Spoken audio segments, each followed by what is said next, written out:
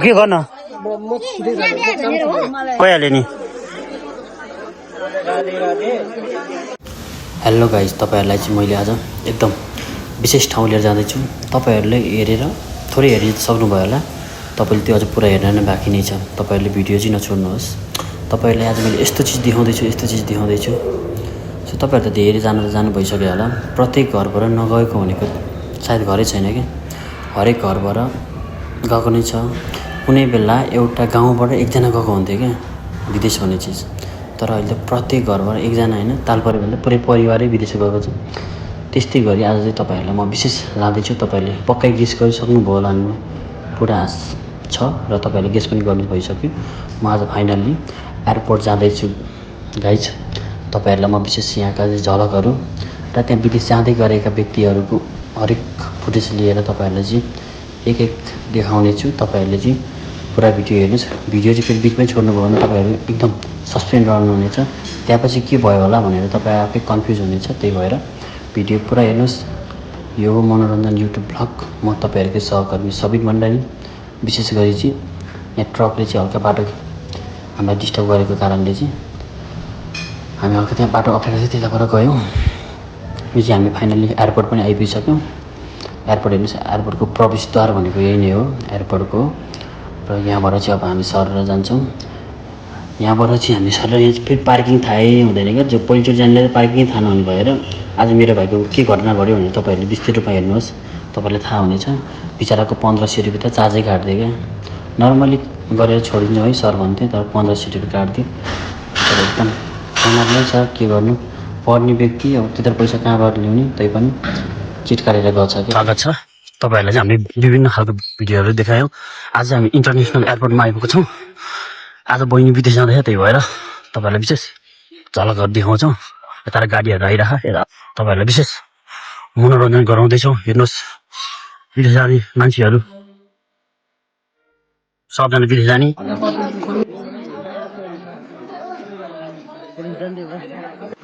हेर्नुहोस् एयरपोर्ट, विदेश जाने मान्छेहरू त्यत्तिकै छन्। कोही खुसी हुँदै, कोही दुःखी हुँदै, कोही खाडी, कोही अब युरो कन्ट्री, कोही अमेरिका, कोही अस्ट्रेलिया, कोही मलेसिया, कोही कतार। सबैजना जाँदैछ विदेश। तपाईँ हेरेर सक्नुहुनेछ। विदेशमा जाने कोही छैन। नेपालमा रोजगारी नभएर हो या के भएर हो, हेर्न सक्नुहुने हरेक ठाउँमा। नेपालमा पनि कोही छैन। एयरपोर्ट आयो भने तपाईँलाई पनि लाग्छ कि सबजना नेपालमा मान्छे बस्दैन कि त्यस्तो लाग्ला कि।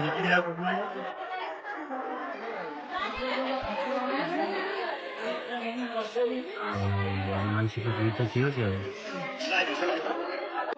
बहिनी विदेश जाँदैछ, तपाईँहरूलाई हरेक देखाइरहेको छौँ, हेर्न सक्नुहुनेछ। सबैको आफ्नो लगेज छ। बहिनीको ब्याग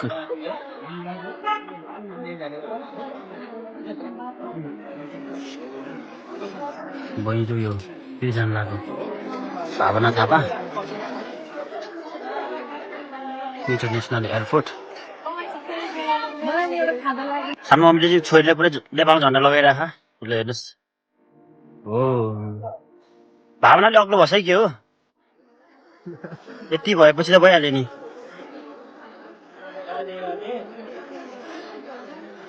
एकदम राम्रो देखिरह।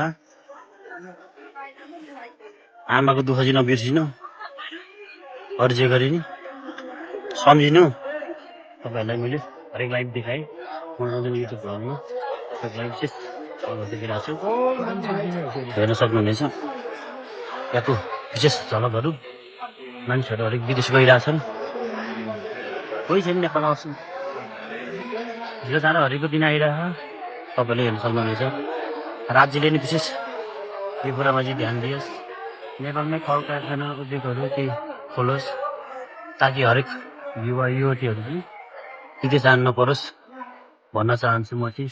देशवासी जेलाई भने पनि राष्ट्रलाई हरेकको लागि हेर्न सक्नुहुन्छ।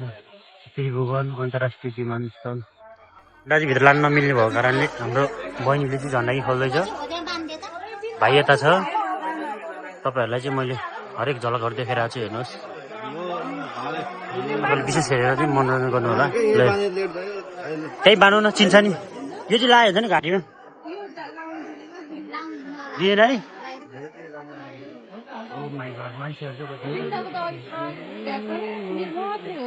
हेलो गाइस, तपाईँहरूलाई मैले चिजहरू देखाइरहेको छु, हेर्नु सक्नुहुन्छ। यो चाहिँ एयरपोर्टको हो। हरेक व्यक्तिहरू विदेश गइरहेको छ। लाइन पनि हेर्नु, हरेक देश जाने बेग्लै बेग्लै पनि छ। हरेक आफ्नो एरियाबाट जाँदै हुनुहुन्छ। सबैको लागि चाहिँ शुभयात्रा, राम्रोसँग जानुहोस्। तपाईँको लाइन पनि त्यत्तिकै छ। सबजना विदेश जाने हो। विदेश पनि कतै गइन्छ मान्छेहरू त भन्ने साध्य छैन कि। हरेकको आफ्नो दुःख भएको कारणले दुःख सुख मनाउँ भनेर हो। ल पुगेर कल गर है हामीलाई। ल शुभयात्रा, ल शुभयात्रा।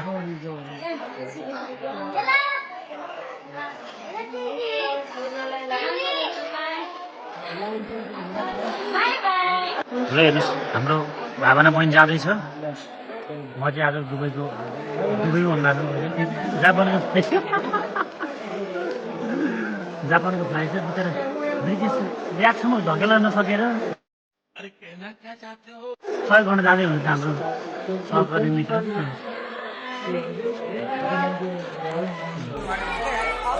राम्रोसँग जाऊ बहिनी, पुगेर कल गर्नु, सम्झिँदै गर्नु फ्यामिलीलाई,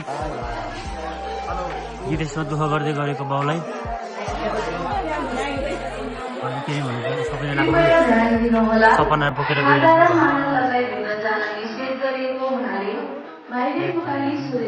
हेर्नुहोस्, हाम्रो भावना बहिनी उहाँ पुग्नुभयो। जापानको फ्लाइट भएको कारणले उहाँहरू फाइनल्ली उहाँ चाहिँ अब प्रवेश गर्दै हुनुहुन्छ। तपाईँहरू सबजनाले चाहिँ उहाँलाई चाहिँ भन्न सक्नुहुनेछ। हेर्नुहोस्, सहयोग पनि गर्दै हुनुहुन्छ। सबलाई आउनु सक्नु भने सहयोग गर्दै हुनुहुन्छ। फाइनली बहिनी भित्र थियो। By by. रुको जरा, सबर करो।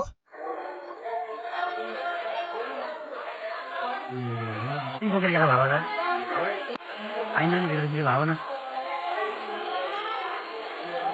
कला गऱ्यो है।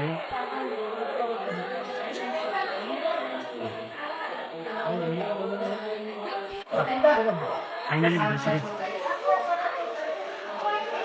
गाइस, बहिनीलाई हामीले विदेशमा जानलाई हामी छोड्यौँ। उहाँको जिन्दगी राम्रो चलोस्, राम्रोसँग काम गरौँ, आफ्नो ख्याल गरौँ। तपाईँलाई विशेष झलकहरू देखाएँ, हेर्न सक्नुहुनेछ। यहीँबाट जानुभयो वा अझै भित्र छिरिसक्यो बहिनी। हेर्नुहोस्, विदेश जाँदाखेरि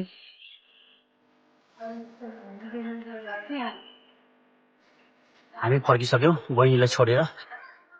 हेर्न सक्नुहुन्छ यहाँका दृश्यहरू। तब हामी गयौँ त्यहाँ के गर्न। कैसे कैसे लोग रहते हैं यार यहाँ पर। सर तुमको पागल कुत्ते का गाड़ी उठा के ले जाएगा बता रहे हैं हम। भाइको बाइकमा चाहिँ चाबी लागेको ट्राफिक सरहरूले। मैले ट्राफिक सरलाई चाहिँ भनेको छु, भाइ यहाँ छ बिचरा, हामी कुदिहाल्छौँ। ट्राफिक सरहरू यहाँ बसिरहनु भयो। पक्कै आएर हाम्रो बाइकको चाहिँ चाबी खोलिदिनुहुन्छ भने पुरा भरोसा गरेको छौँ। बाइक पर राख्नु पर्ने पार्किङ पर थियो, भाइले पनि थाहा नभएर पार्किङ गरेर। हेर्न सक्नुहुन्छ, तपाईँहरूलाई विशेष देखाइरहेको छ।